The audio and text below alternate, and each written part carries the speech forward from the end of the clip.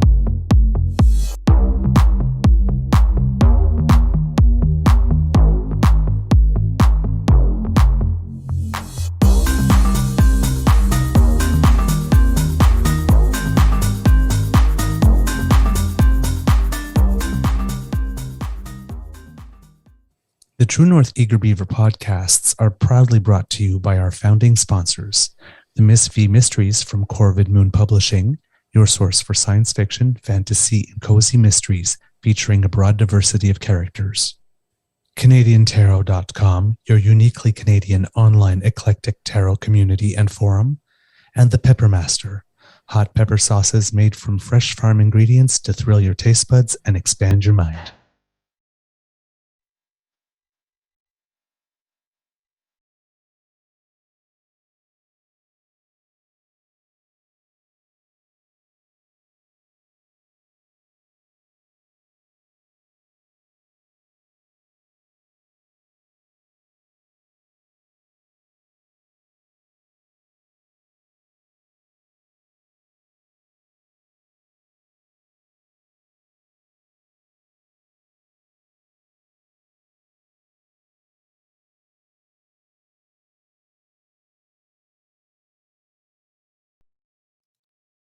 No sound. You got no sound, sir.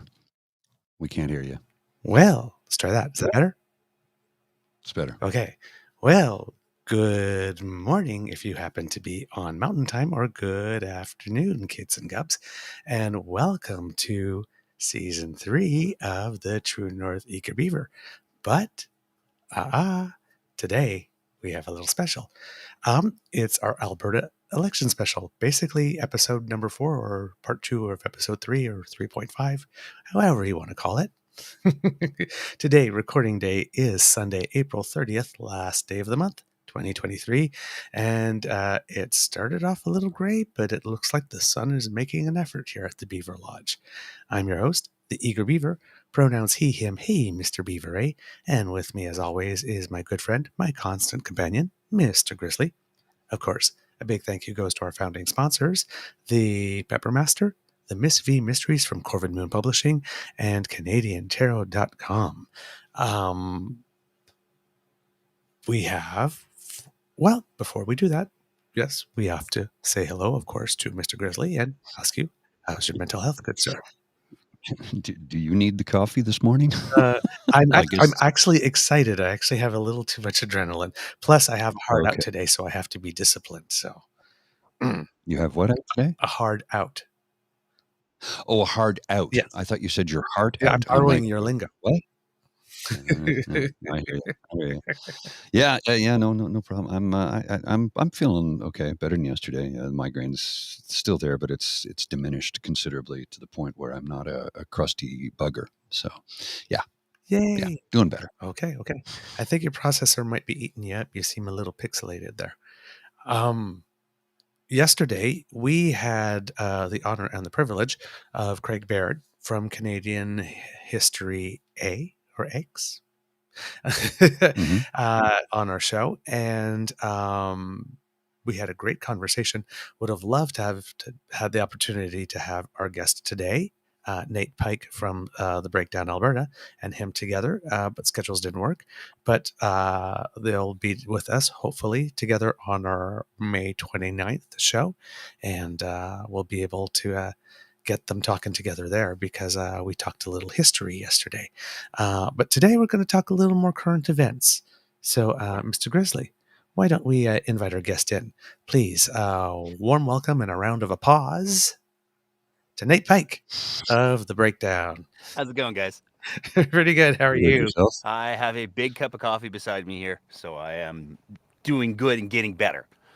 Okay. Awesome. My friend, you have been busy. A little bit. Oh boy. Okay. Let's see. We've got people receiving gifts and go donations. We have people being nominated to multiculturalism committees and then resigning because interesting things. We have I'm sure there's still some Pulaski stuff going on in the background, but even though we haven't been hearing about it.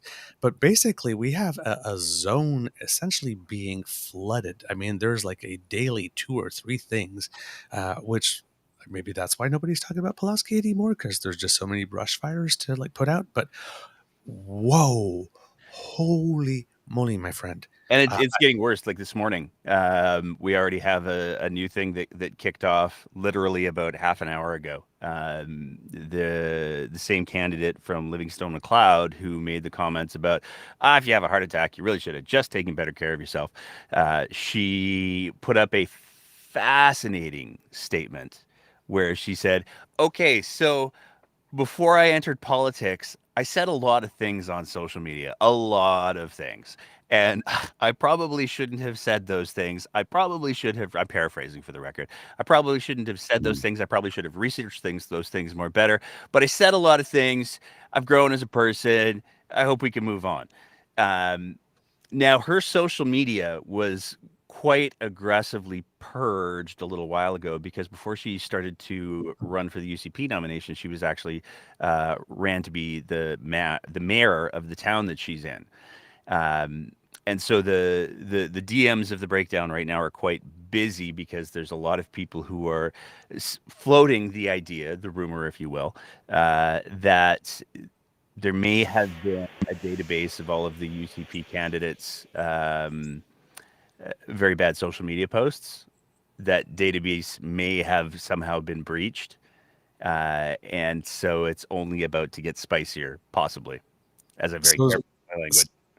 So not so much upcoming bozo eruption, but more like collective bozo volcanic eruption. Yeah, like it looks like it's going to be kind of a Vesuvius thing, because you know when you have, I mean, if it was just one of the other candidates out of the blue who had no problems in the past saying, I might have said some things, sorry about that, guys.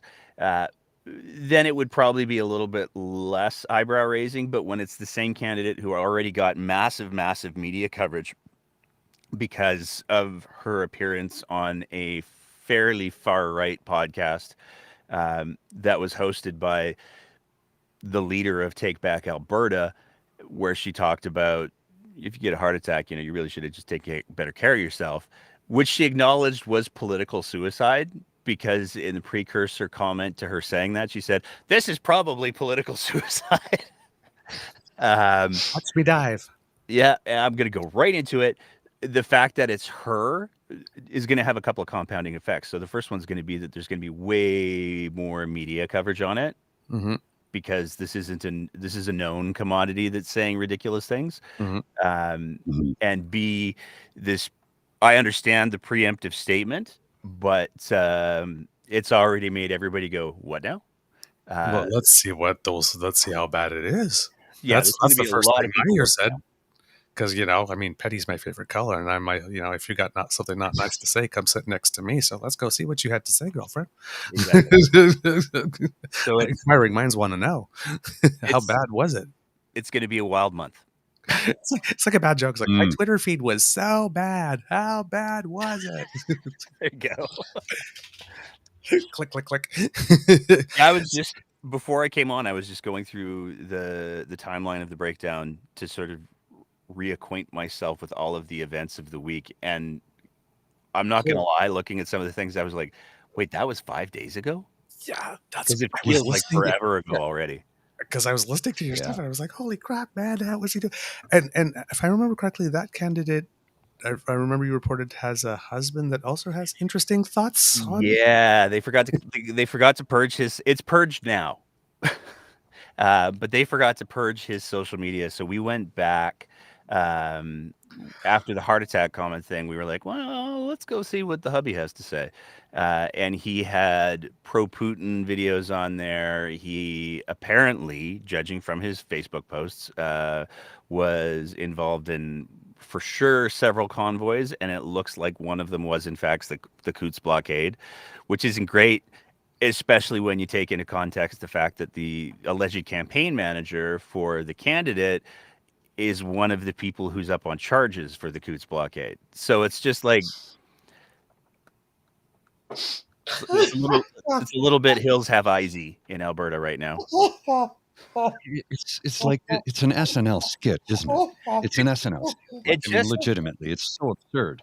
Well, and I mean, even just yesterday, you referenced the candidate, not the candidate, but the individual who was appointed to the Inclusion and Multiculturalism Council for the Premier, who had a history of Holocaust denial and anti-Semitism, and that picture is a.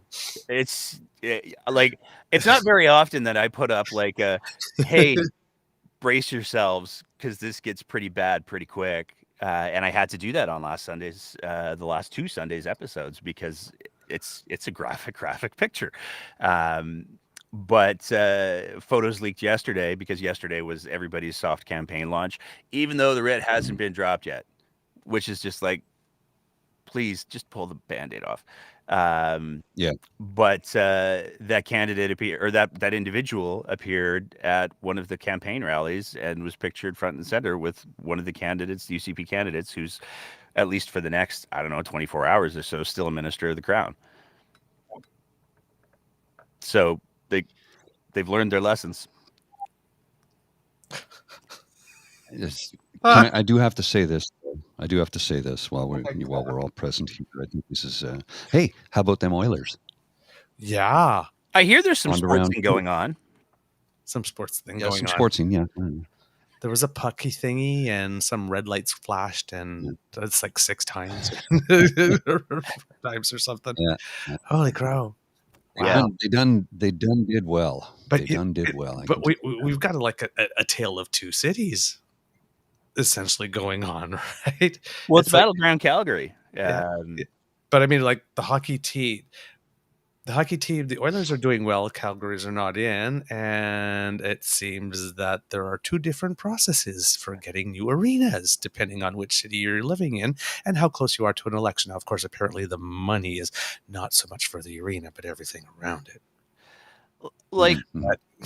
when she actually came out and said at the arena announcement, when she actually came out and said, hey, there's this one hurdle left. I got to get cabinet to approve it. Haven't done that yet. Probably not going to be time. So I guess you're just going to have to make sure you vote for the UCP if you want your arena, Calgary. Like, it was so, like, I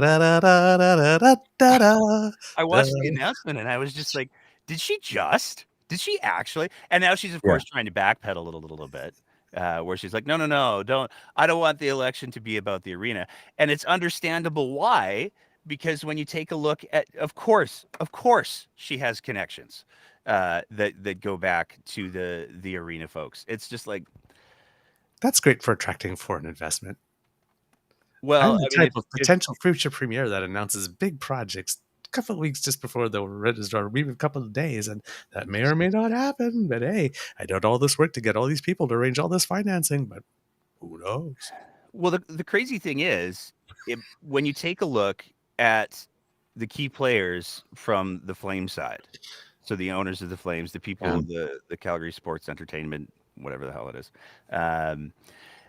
most of them, if not all of them, are and were part of an organization called the Alberta Enterprise Group. The Alberta Enterprise Group is a collection of like-minded business people who want to advance businessy things.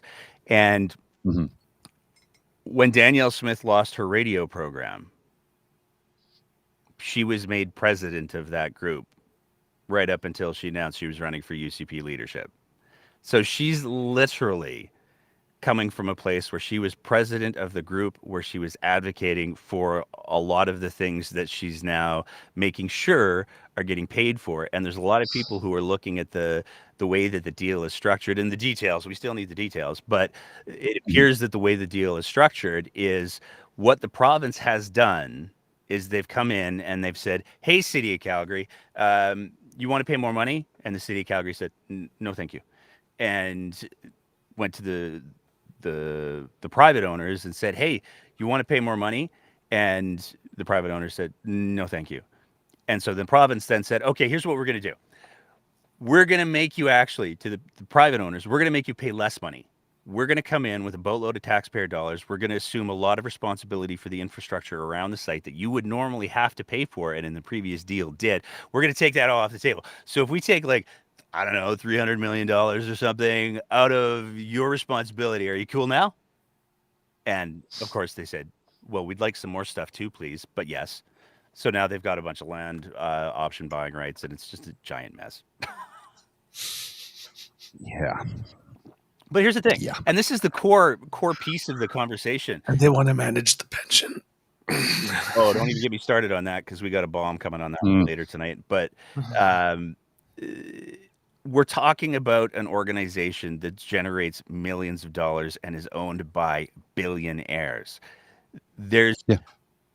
It's ludicrous. And there are so many case examples across North America, in Canada and the United States, where taxpayers get fleeced by these sorts of deals. And the people who already are making the mad money continue to make the mad money. Like, it's absolutely ludicrous at a time where Danielle Smith is paying people $100 a kid or old person because things are so unaffordable that we're now going to take all of the taxpayer dollars and subsidize billionaires. It's ridiculous. Welcome to the new feudalism. Right? I mean, tell me they're not our new feudal overlords. I mean, people say I'm being hyperbolic when I say this, but not if you really look at what's taking place. I mean, that is complete. Look, and here's the best part: she's not even trying to hide what she's doing. Plain sight. You know, it's Doug Ford's doing the same thing. They're emboldened to doing it now. They're fleecing the public in front of the public, and they're not ashamed of it. And it's like, what the fuck is going on? I don't even know what to think anymore, man, because it's so bizarre. If you had told me 20 years ago, 20 years from now, in 2023, a former hash dealer from Etobicoke will be the premier of Ontario, and he's going to sell off everything he can. And by the way, that's not an accusation. It's been a proven fact that he was a hash dealer. It's well known. He did graduate high school. He dropped out of college. Let's set the record straight on that. But if you had told me that would be running Ontario and that we've got this woman in Alberta who wants to be a sovereign nation within a nation and control the airports, which she can't do because that's a federal program, wants to set up zones to fly to safe freedom areas in Florida, I'd be like, you're out of your mind. That'll never happen. That's the most bizarre. And yet here we are. We have people who believe that there's a 5G nanobot chip in the vaccine and that the world is flat and Nazism is on the rise. 20 years ago, I would have said, no, none of that could ever happen. Yet here we are. And I just don't know what to think anymore. It's just so. Last night I was on the Twitter and I saw some stuff. I made one comment and I'm like, that's it. I'm out. I've had enough. My blood pressure's starting to rise. This is ridiculous. The world is upside down. People lie. Politicians lie, blatantly lie to our faces when we can prove within 2 seconds on the Googler that they lied to us. Yeah, it's literally cheap lies. Yep. It's cheap lie. They're not even creative. Yep. Like the whole thing where you can't tear up the Constitution like that, which we spoke about yesterday. It's like nobody said anything of that nature. Yeah. It's like your question, just your concern. Yeah. Moving on. Just yeah, whatever. Well, I mean, I hate to say it because it's a line that I don't like to go down because it tends to be a bit of a divisive line. But there are players in this game, in the election in Alberta, who are coming from, I'll say, two different faiths.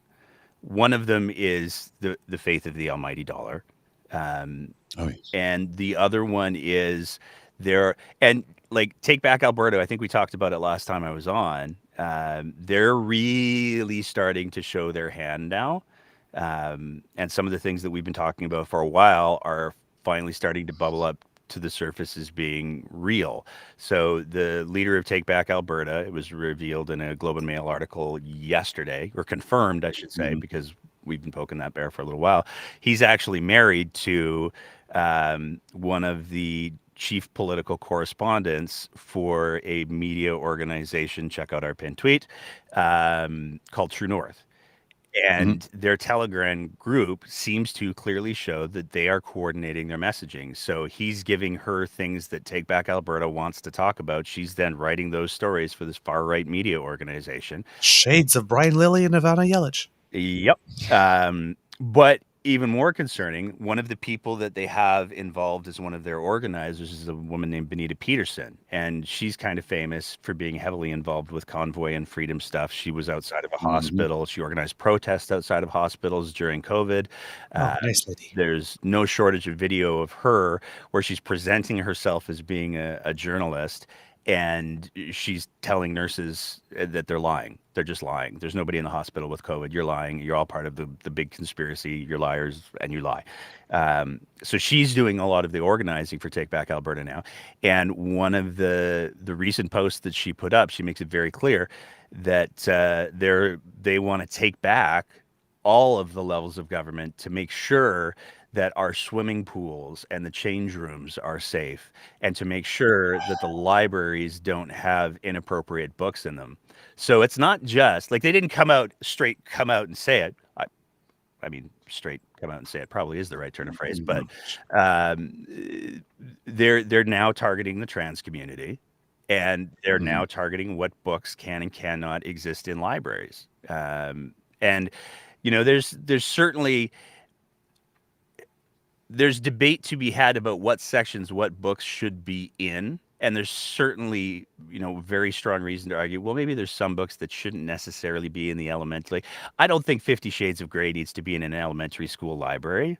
But to say that can't be in a high school library, or to say that Handmaid's Tale can't be in a high school library, that's dangerous ground because when you start to, I wouldn't say that 50 Shades of Grey is literature. I've never read it, so I can't speak to it. But to something like The Handmaid's Tale, that is a cornerstone piece of Canadian literature. And absolutely, to say that books like that, or any book that has any sort of reference to anything sexual, can't be in libraries is a very, very dangerous road to go down. And when you combine that with Smith's reprofessed love of DeSantis and the book bannings that are going down in Florida, which are largely being driven, by the way, by fringe groups that are saying, I don't like this book, you should take it out. I don't like this book, you should take it out. Because the way that DeSantis did it, in effect, was he structured a law that said, if you don't like these books, then they can be banned. You just have to go through this process to determine what books need to be removed from the shelves. And anybody who hasn't even read the books can submit a complaint, and then the books get pulled. And which is absurd. It's absolute. It's that far away from book burning. Oh yeah. And that's next. That's next. Oh, I'm sure that they will. I'm sure that there will be organizations that decide, hey, you know what? We've decided that these books shouldn't be in libraries, so we're going to have us a good old-fashioned book burning. And I don't think that they're going to realize just how far they've actually gone, because these are people who are operating. And this is where I've said it before, and I'm going to say it again. The left and the right fundamentally differ, because the right, members of the right, I should be clear. So I'm not talking about everybody on the right, but there's a lot of people on the right who are approaching politics from a place of religious fervor. And they believe that this is their God-given mission to do X, Y, Z and save society, period. And so the left has a tendency of going, fuck, I don't want to deal with this. And withdrawing, because it is so over the top, so always. But the people who are pushing these agendas, the people who are talking about the banning trans people from washrooms and change rooms, or getting rid of books in libraries, And these are public libraries, to be clear, as well. Mhm. It's not just school libraries that they're talking about. Yeah, it's like a town city library sort of Yep. thing. They're not going to stop because God told them to do this. Right. Well, and that's largely religion driven. I was reading an article yesterday about how something like 57%, I think that was the number. Now, is that representative of 330 million people? I honestly don't know how many people were polled, but they want a theocracy in the United States, and they keep saying, the United States of America is a Christian nation. No, it isn't. It never was. It was founded for religious freedom, but it was not founded as a Christian nation. It's written in their constitution, separation of church and state. But they're trying to rewrite that. And I keep telling people, The Handmaid's Tale is not a manual. It's not a manual. Stop. It's disturbing because you will have a Christo-fascist state on your hands if people, we just get so worn down, and this is what they're doing. They're trying to wear us down, and it's taking place because there's days where I have to unplug, but I'm not going to unplug permanently. See, that's what matters. We have to be vigilant. We have to stay on top of this, because I'm telling you, if we don't, we will find ourselves in a theocracy quicker than you know. Mm-hmm. We did a fascinating and deeply alarming conversation with former conservative MLA minister and deputy premier Thomas Lukasik. I'm glad you mentioned that. That was absolutely fantastic. I watched it. I've got like clips set aside. They're like, I could have basically just like played the whole show within it, right, and just let that go. You have to see it, kids. You have to see it. It's really good. I was very grateful that he agreed to come on the show. But one of the things that I asked him there, because I've been running this nightmare scenario through my head over and over again, and I couldn't find a way to disarm it, is if the election is as close as it's proposed to be, if the polling's accurate, it's going to be 5 to 10 seats at the most that determine who forms government in Alberta. If it's accurate, if Smith and the UCP form government, and they've got like 7 seats, let's say, all it takes is 7 MLAs who have allegiances to an organization like Take Back Alberta, if not Take Back Alberta, to say, hey, that's a real nice government you got there. If you don't want to have a non-confidence vote on your first bill or on your budget, here's your legislative agenda. We've written it for you. Any questions? And they can do that. And in fact, Mr. Lukasik was very clear that that's happened before. There was a premier who was forced out of office, in effect, by a group of hard right MLAs who said, this is what we'd like you to legislate on. And if you don't, then we're going to make your budget motion a non-confidence vote, and you're not going to win. That premier ended up stepping down.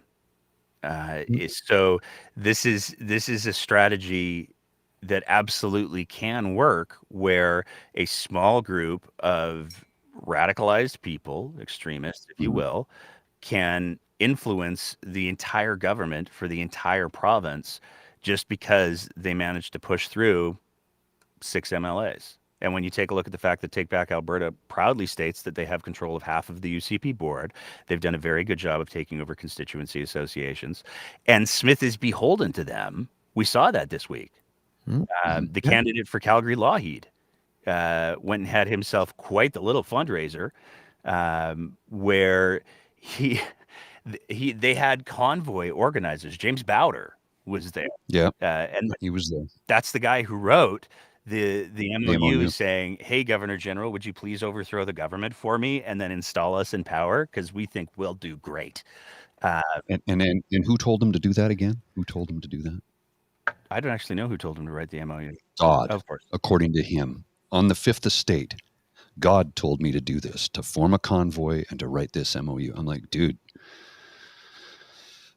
look, I'm not going to belittle anybody's belief system, but I'm going to question if I am.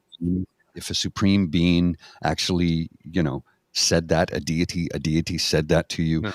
wouldn't that supreme being maybe, I don't know, have a conversation with some of the big holy leaders of the different religious sects around the world, like the Pope, I mean, for example? No, I don't buy that. As a member of the rainbow community, I don't buy that because I've heard that. I'm sorry. People who tell you they know what God wants, for some reason, what Yeah, God they're wants full of seems to shit. dovetail perfectly with what they want. So no thanks. Yeah. No. Well, I mean, at the end of the day, here's the two pieces that I think are important. Mr. Lukasik is a bona fide credentialed as you can get. He served under Yeah. 5 conservative premiers. Right. He's as Mhm. conservative, Alberta conservative as you can get. And he's very clear that the UCP and especially Danielle Smith are not conservative. They're They not. are using the conservative brand, but they're not conservative. And I would argue that when it comes to folks who make, claims like that, I think it's absolutely imperative that Mr. Lukasik and other conservatives like him call out the UCP for what it is. And if somebody's going to claim that God told them to take over the Capitol with an MOU, first of all, I have questions because it didn't work. So Yeah. divine will only gets you so far. But second of all, I think that's where it's incumbent on people of faith to say, I think that might be bullshit. Yeah. I wanted, because I'm a little confused about something, because you have the Tariq Khan thing going Yeah. on, and then there was, so is there the person that stepped down, was that an actual MP? Like, are there like 2 cases of these things going on with 2 people? Oh, there's lots. So Tariq Khan, he stepped down. He was the one who had all of the anti-Semitism Right. and the Holocaust denial stuff. Because he was appointed to the multiculturalism board. Yeah. Which, of course, I note an inherent irony now for the CAM money that went to Leith Raouf, or whatever his name, in Montreal. Like this, the federal government gave some money to an organization that apparently had hired someone who had basically an anti-Semitic background to do some but Ahmad Hussein asked for the money back and then opened an investigation into how this happened. But conservatives lost their mind. I mean, it's all that Brian Lilly and Goldstein, all them wrote about, like, for about like 5 weeks. Yeah. Yes. Yeah. So now we've got this guy who's on the multiculturalism committee, who had to step down, who had that photo that I am also loath to show. But you did, so I'm going to go for it. But all the trigger warnings, Mr. Grizzly. Mm-hmm. So everybody, we're going to give you a parental guide this morning.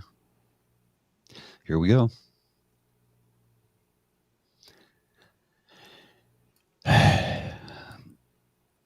Yikes. Yeah. It's enough of that. Yeah. Now, they knew of this. The party knew of this, from what I'm gathering from what you told us on your show. Oh, that's knew the of cherry this on top. before. So when Kenny was there, they did not allow him to be a candidate because of stuff like this. Yeah, But he tried to run. He tried to run in 2019, and the party took a look at his social media and were like, "Oh, that's not going to work for us." They sent him a letter, which we received a copy of, where they basically said, "Hey, so that's super hateful and not in line at all with our party policies. It's not in line at all with what the party wants to be. So long. Thanks for all the fish." And disqualified him. And it was fascinating to watch Casey Madhu at the press conference, I believe it was last week, where he was like, they were like, "So how come you guys even let him on?" And he was like, "We didn't know." And they were like, "But you're the ones who vetted and disqualified him. Like, this isn't, you have ministers." The kicker to this thing is he's very clearly close with at least one minister, because, like I said, he was at the Minister McAmery's launch. But to claim that the minister who ran against him in the nomination before he was disqualified didn't hear anything about this, and she's still a minister. Okay. Now here's the other thing, right? This is the other thing you put. This one has a twofer, Mr. Grizzly. So there was that photo, and then there was this. So Shahid Afzal Guru will remain a symbol of freedom of our motherland. He gave his life for the noble cause. Yada yada yada. Who's the Shahid Afzal Guru? Convicted for his role in the 2001 Indian Parliament attack. He was a member of the Pakistan-based jihadist terrorist organization Jaish-e-Mohammed. So he had a role in an Indian Parliament attack. We just saw January 6th, and it's past January 6th, and she thought that he would be a good person to put on a multiculturalism board. And where are the articles from Lillian Goldstein, who lost their minds about whatever his name is? Who got a media thing, and the government said, "Oh, we can't do that, and we're taking that money back, and we're looking into how that happened." And this is, oh yeah, you caught us. Yeah, he's gone now, and one media question per outlet. Oh no, that's correct. That now it is one per reporter now. Yeah. Well, and it just goes to all you got to do is slap a different label of the party name on that individual. And it's interesting how the media will switch from bad, evil liberal to, well, he's conservative. He's not that bad. But what he said and did was worse. I mean, even looking at the candidate from Lougheed, that's another one that blew up this week, where this is a guy who has campaigned on, COVID restrictions are just the worst, guys. I lost my business, my restaurant, because of COVID. It's just, life's so unfair, and COVID was bad, and we can never let this happen again because freedom. He is, of course, affiliated with Take Back Alberta. Is that the pizza guy? No, he's not the Without Papers pizza guy. He had I think it was a Slavic type restaurant is what he was saying. Oh, okay. And it's fascinating because when you go back, we were able to find a news article from 2016 where he's talking about how he moved his business into the core of Calgary, and he isn't making any money. No. Yeah. That's interesting, but now he's got a scapegoat with COVID and restrictions, right? He shared a video that mocked supporters of Ukraine, and was walking right up to the edge of being pro-Putin. It also had a lot of other pretty horrifying stereotypes that were included in the video, and he's apparently, through documents that we received, $200,000 in collections from his bank, like 187,000, but that they just went after him for this year. He's the same guy, like I said, who had the fundraiser that all the James Bowder and the Convoy folks went to. Smith tried to say, I had no idea there were any Convoy folks in the crowd, and literally one of them's wearing a Truck Trudeau hoodie with the dates of the convoy on it in a picture with her. Yeah. So, but I didn't know. I swear I didn't know. Man, you can't even come up with a good lie anymore. Yep. Like, look, we know politicians lie. I get that, but at least I had respect for the ones who could, be really creative and make it. We had to do some work to figure out that was a lie. This is a 2-year-old on the playground could lie better than this. Yep. It's just, it's the worst timeline ever. It's not boring. Yeah. So you have this con guy, but is there, like you said, is that person we were talking about the first time, is that someone that was in cabinet that had to step down? No. Okay. Because I'm hearing two stories. I don't know if it's the same story. No, it's two different stories. Okay, it is two different stories. Yeah. Okay. So the con guy, he has stepped down from the Inclusion and Multiculturalism Council. Okay. And then later on in the week, we learned about the candidate for Calgary Lougheed, who's a different individual. I believe his name is Eric Bouchard. And he's the one who had the restaurant that he blamed on COVID, but he also blamed on the economy 4 years before COVID. And has these rather shocking social media things that he shared, and is $200,000 in debt, and organized the fundraiser that Danielle Smith attended with all the Convoy folks, including Theo Fleury. Oh, yay. I feel bad for Theo, man. I feel like they're using that guy. There's a lot of people using that guy. And it makes me sad He because doesn't know it. he has a massive, massive trauma history. There's no question about that. That's well documented. But the fact that there are so many people who are using him and enabling him to go down all of these conspiracy theory rabbit holes that are simply demonstrably false, When they know he's vulnerable. it's gross and it's sad.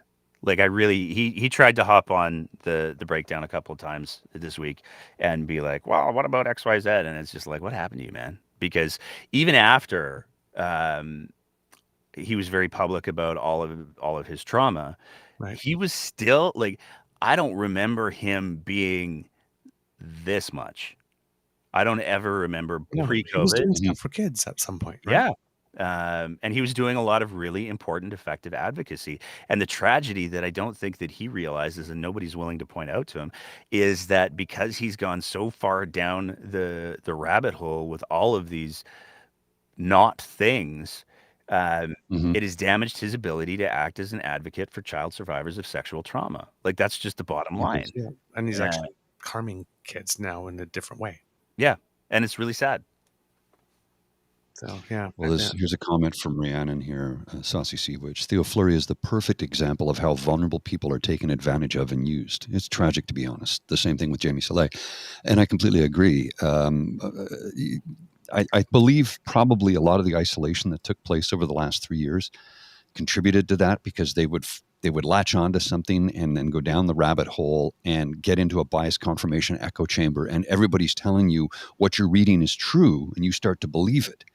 It's how it happens. It doesn't happen overnight. It takes time, and he's completely lost.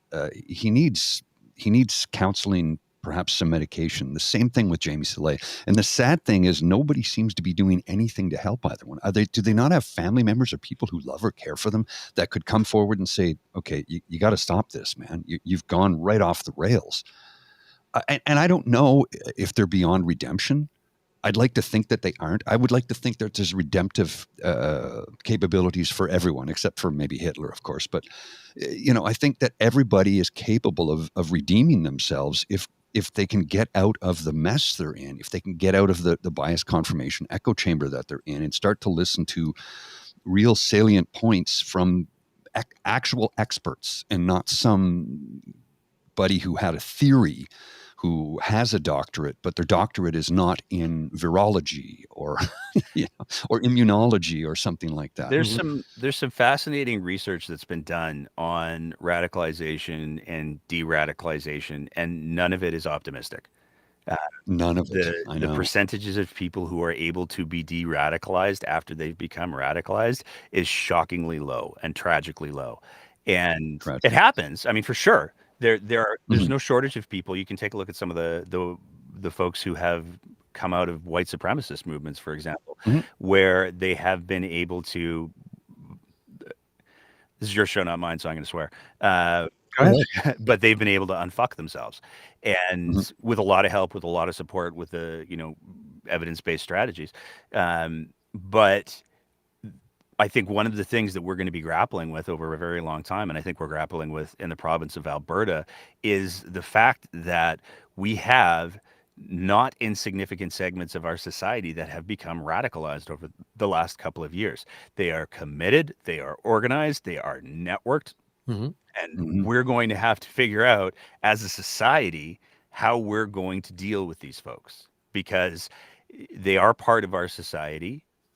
We do have to figure out how we're going to help them. Yeah, I know. And you're right. You're right, though. They are part of our society. We need to keep that in our minds. And it's difficult because when somebody's screaming hatred in your face, after a while, it starts to get to you a little bit. So, my sort of natural position is one of defense. My whole life I was a goaltender or a defenseman in hockey and in soccer, football. And because I was a little kid who got picked on and I moved around a lot because I was a military kid, I'm always in a defensive position. So my instinctive reaction is to come out, fighting. But it's like I'm training myself, thanks to Mr. Beaver here, on how to, step back from that and observe it a little bit and then show compassion to these folks because they do need it. I cannot empathize with any of them, though, because they all seem to want to do so many of us harm. But I can be compassionate. And what was it? There was somebody who told me, I was on a podcast with Sam G, and there was a woman who told me the story about how my yelling in the streets was able to get her cousin to safety. And she told me, she said she works in a city and works with city council and fields calls from individuals. And she said people just want to be heard. And I'm like, you know what? I think, and that's something I need to pay attention to. People want to be heard. So I'm willing to listen. But if you're going to scream hatred at me and scream hatred, and not necessarily even at me, because I look like one of them, right? Come on. I got the beard. I got the bald head. I look like one of them.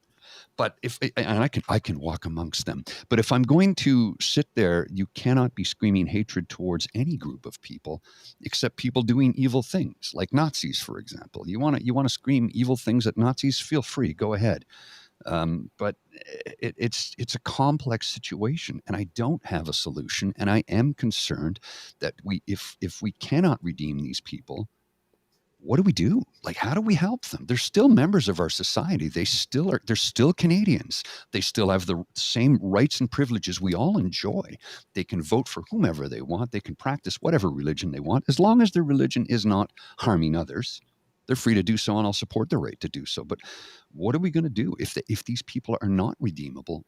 What happens? Because, they're already talking about trying to form communities where they have their safe zones that Daniel Smith talked about by flying to Florida. I'm like, what the hell is going on? There's a lot of fear, I think, is what it boils down to. That's what I've seen. And certainly we've had a couple of, when we do the live shows, and we have people who call in on the Twitter Spaces, because we do allow, don't bring hate speech, don't bring profanity, and you can come in and talk on the show. And there have been more than a couple of folks who have come on with very far right views. And what I've found is we don't back down, but we'll say, no, this is what it is. This is why. And it almost always comes from a place of fear. And that's what's scary about what's going on in the province of Alberta, because when you take a look at, and I'm going to totally acknowledge all of my straight cis white male privilege for just a quick sec before I lean into this next bit. But when we're talking about people who are afraid of or who are anti-LGBTQ, 2S+, these are people who are uncomfortable with their own stuffs and don't know how to deal with it. When we're talking about people who are afraid of books in libraries, these are people who are uncomfortable with their own stuffs and don't know how to deal with it. When we're talking about, I had a conversation in 2019 when they were looking at rolling back protections for GSAs, where I said to somebody, you know what, if you aren't able to have a conversation with your kid and they feel that the only safe space that they can go to is in their school, where there's one of these clubs where their privacy is protected, that's your failure. Period. And that's hard to hear, and it's hard to accept, and I totally get that. But if you haven't been able to establish a relationship with your child where they feel like if they come and say, hey, I've got some things going on I'd like to talk to you about, and they don't feel like you're not going to kick them out of the house or tell them that they're an abomination of God or whatever, if you haven't established that relationship with your kid, that's on you. And trying to flip the whole system to remove protections for kids is just you projecting all of your own insecurities and bullshit. And it's not okay. That conversation ended abruptly, but Preach. I'm just put it in the organ music. I wish we had like that little clip. just like, go past the night. Go past the night. We had some on the jazz show, a little bit of Hammond B3 organ action taking place on the jazz show. If you listen, I do love me a rotary speaker. Yes. Is it Lynn? No, Lynn. Yeah. All right. I have a couple of clips I want to use. I had so many. Literally, I had like 5 or 6 clips with your interview with Tom. It is that good. It is really that good. The one I want to pick, it goes a little different from what we've talked about, because he talks about why it is or how it is that Notley is different than Smith. So, Mr. Grizzly, here we go. I will put that up for you. All right, here we go. What made the difference? NDP is not my flavor either. I have epic battles with Rachel Notley and Brian Mason in the legislature because we disagreed on approaches and policies and matters of that nature. But I can tell you one thing. Both with Rachel and with Brian and several other NDP MLAs that were there, a couple are still elected. There was mutual respect. They knew their stuff. Rachel knows policy. She knows governance. She knows law. She knows intergovernmental relations like nobody's business. So when we argued, it was a well-versed argument. It was based on facts, and nobody could BS the other one because you knew that they would call you on it if you tried. So that was important. It was facts, knowledge, research-based, arguments and development of policy. Second thing was there was trust. Often, as a deputy premier, I would sit down with Rachel or with Brian Mason and say, look, let's hammer this out. We can end this session early. What is it that you're looking for? You would make deals on off-the-record basis, and trust was never breached. When you made a deal, and they honored that deal. So that was important. And in the second, during the committee stage of a passing of a bill in the House, MLAs get to sit anywhere they want in the chamber. They don't have to sit in their own seat. I would always make a point to go across and sit down with some opposition member just to ask them how are things in their writing. And when you discuss things with Rachel, I was always satisfied that she's doing what she's doing with noble intentions for her constituents and for the province. We may differ on how we want to get there, but I never, ever questioned her motivations. It wasn't because some lobbyist is lobbying her or some friend of a friend or family member. She always had good policy reason for why she was asking for what she was asking. I could never say that about Danielle Smith. That's pretty telltale right there, don't you think? And there's context when he says that he can't trust Danielle Smith, and that was because of her floor crossing. Mm-hmm. Well, more than that. Right. In the interview, one of the most telling segments for me, there's a lot. Thomas was a fascinating person to have this conversation with. But in the interview, one of the things that he says is that he regularly had interactions with Danielle Smith in question period where she would have her scripted questions. And she was very, very good at reading those scripted questions. But when it came to synthesizing the data that was in those questions into another question or pivoting from an answer that she was given in question period, she got lost. And we've certainly seen when she's on script, and I've said this many times, when Danielle Smith is on script, she's incredibly effective. Where she gets into trouble is when she starts to try to make things up on her own. And you see it where she'll do that sort of, I'm looking up to the upper right. I've said it, I'd love to play poker with her because her tells got so many tells. are perfect. But she's not informed. She's not able to maintain the information, and she's not able to form her own reasonable, cogent opinions. It just doesn't happen because she spitballs off the cuff all the time. Mm-hmm. Yeah. And he was also particularly offended that when the floor crossing thing came about, that she arranged to have a cabinet position for her. Well, she tried to. Yes. Tried to. So, yeah. So he's going like, I can't trust her. I can't trust that. Right. Yeah. And then when you see what he has to say about Rachel, right. And then he goes on later about lending Rachel a vote, which you made a great comment about how that was a wonderful packaging because words matter. And I'm a communications guy, and I noticed it as well as too. And it's like you stepped up right on that. Says, that's clever. That's good. So like I said, it's a really great interview. Now, this is not from the interview, but I've seen this, and you used it in the show, and you noticed the exact same thing I noticed as soon as I saw this as well. Mr. Grizzly.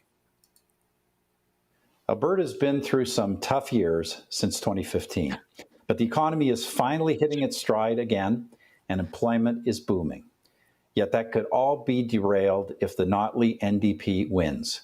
We've seen what they've done before: job killing, tax hiking, anti-energy policies leading to mass layoffs, business closures, and recession. It took years to recover from the last NDP government. We can't risk going backwards again. Vote for Alberta. Vote Conservative. Now, I'm sorry, kids. I should have probably given you a trigger warning that was coming up. I forgot to mention that PM Voldemort was going to be a cup up on your screen there. So for the children watching, I'm so sorry. Like nothing like blatantly lying, though. Anti-energy. No, Rachel Notley is not anti-oil and gas. The At pipeline's all. being built because she's the one that decided it was pretty much a good idea to actually listen to what the court said and actually go consult. Like he just blatantly lied right there. But what he didn't do is more Yes. telling to me. Yes, please. Because you do not hear a mention of Danielle Smith in there. And in fact, Mhm. you don't even hear a mention of the United Conservative Party. Nope. You just hear vote conservative. And Yeah. I don't think that there was anybody like the video is done in such a way that I think everybody who saw it immediately went, "Oh, we're going to need proof of life." Yeah. Oh my God, they're really making Hold me up do today's this. paper. How do I get through this next minute and 110 seconds without saying Danielle Smith or vote UCP? Yeah, like it's and this is Harper. He knows communications, he knows messaging, and for him to do that video, it literally looks like somebody stuck him up against a wall and said, "We're going to do a video right now." It's very strange that it was released as early as it was. That would typically be something that you would expect to see much closer to the vote, where it's going to have much better impact. But Mhm. the fact that that's Stephen Harper saying, "Oh, the NDP suck. Vote conservative." I don't want to say Danielle Smith because I don't know if she's going to be here after the election, because there's probably going to be a leadership review. But Vote for Alberta. vote for Alberta. Like it's when Yeah. when the conservative overlord in Canada can't spit out your name. It's telling, isn't it? Damn. It's a little on the telling side. Right? Yeah, I think she's too extreme even for him. Like they're probably on the same path and they probably believe the same things, but he's like, you're too abrupt for most humanity. Most people can't take the abruptness. It's stealth mode, well, Harper's the ultimate incrementalist, and she's like Yes. let's run the end game now. Let's effing go. Whoa. That's it. He's an incrementalist, and she is. Let's go for all the cards right here. Blow it all for us. Just Well, and I'm sure that Harper, I mean, he's say what you will about his policies and his politics, and certainly I've got some thoughts on those. But he is incredibly effective when it comes to strategy on most fronts. Oh, yeah. And for him to, I have zero doubts that he's looking at Danielle Smith. He's looking at the people that brought her to the dance. He's looking at Take Back Alberta, and he's going, "Oh, we've got a problem here. I don't know how we're going to deal with this." Because she has invited the far fringe into the room, and she has indebted herself to them in such a way that there's no, I'll put it this way: nobody that I've talked to can see a way out for Smith that doesn't end in her getting removed from leadership, and that's just the ball game. Yep. Back-to-back NDP mandates, Alberta. 2 terms in the sin bin changes a party's priorities. Mm-hmm. Just saying. Oh, yeah. All right. Mr. Grizzly, do we have a show? We do indeed, good sir. Nate. We do indeed. Thank you so very much. Oh, Thanks for joining always us. a joy. Yeah. It's always a joy. I love your content. Absolutely fantastic. Thank you so much. Kits, that's the end. I love your backdrop, too. Yeah, by the really. way. Your lighting is great. The backdrop is awesome. Yep. I watched some YouTube tutorials. I need to tune into that. I'm still working on my lighting here. Can you tell? All right, kids. That's the end of the True North Eager Beaver Alberta pre-election special, episode 3.5, let's say. we'll probably be putting out us for, because the web doesn't allow us to round up that way with episode numbers.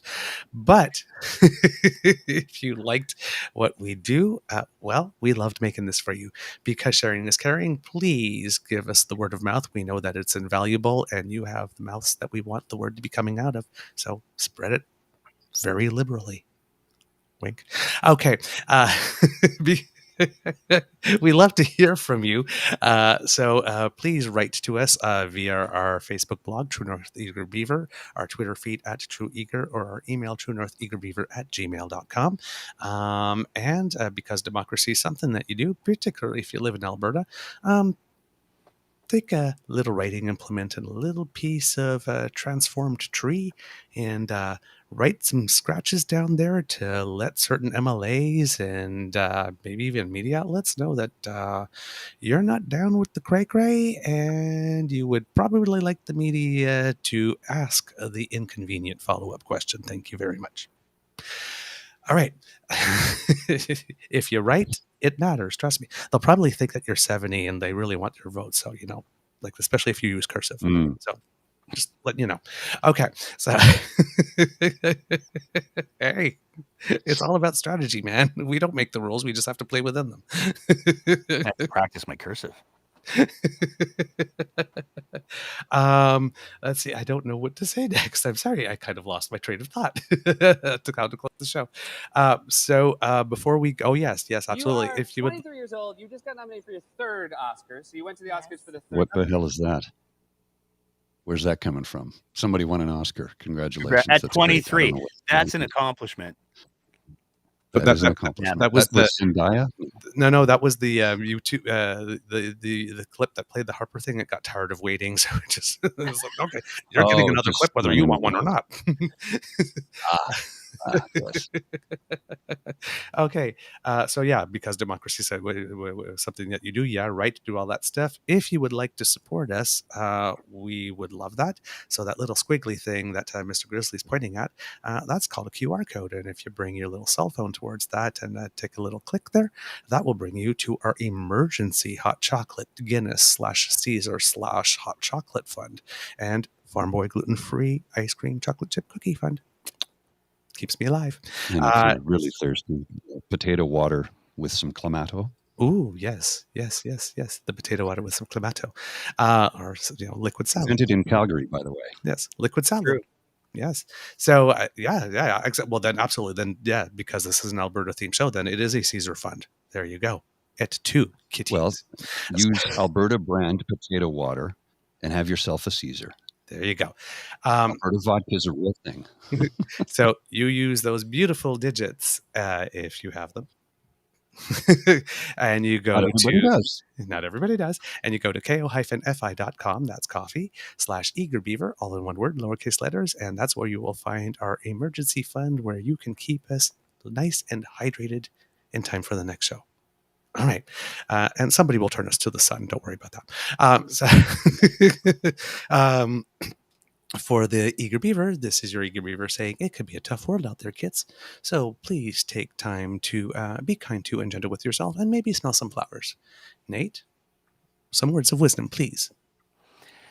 I mean, the only thing that I would say is one of the things that I think that we have to do a much better job of is having conversations with people and being willing to ask people. I had a conversation with somebody earlier this week where they talked about Bill C-11 and the censorship and rana. I was like, it's CanCon, man. Like, have you read the bill?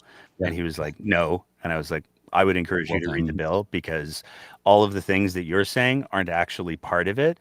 And I understand that you're concerned about it, but rather than believe what somebody who's trying to sign you up for a subscription for a news service is trying to sell you, just read the bill. It's publicly available. And it was I wasn't mean. What might have been a little sarcastic at times, but that's kind of my brand.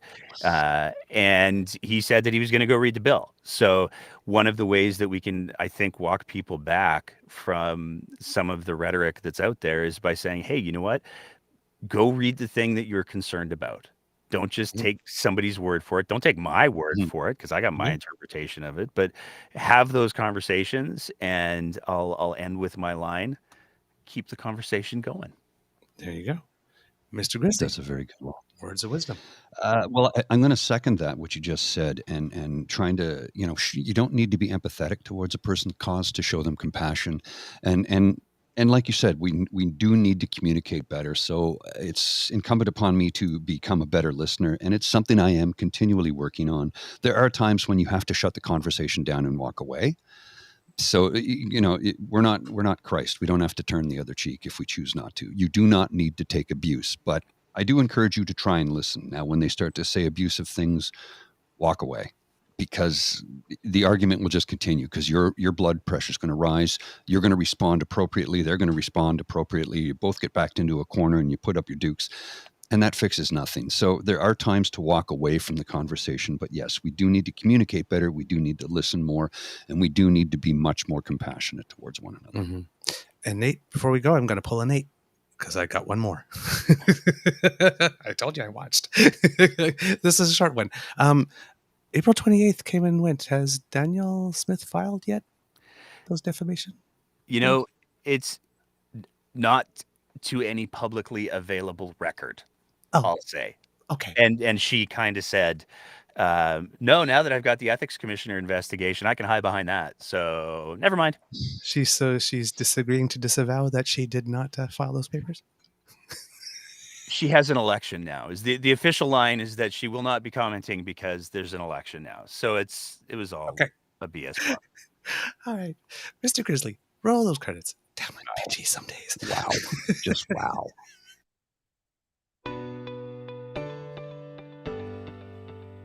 You are listening to a True North Eager Beaver media podcast. The True North Eager Beaver podcasts are proudly brought to you by our founding sponsors, the Miss V Mysteries from Corvid Moon Publishing, your source for science fiction, fantasy, and cozy mysteries featuring a broad diversity of characters. CanadianTarot.com, your uniquely Canadian online eclectic tarot community and forum, and the Peppermaster, hot pepper sauces made from fresh farm ingredients to thrill your taste buds and expand your mind.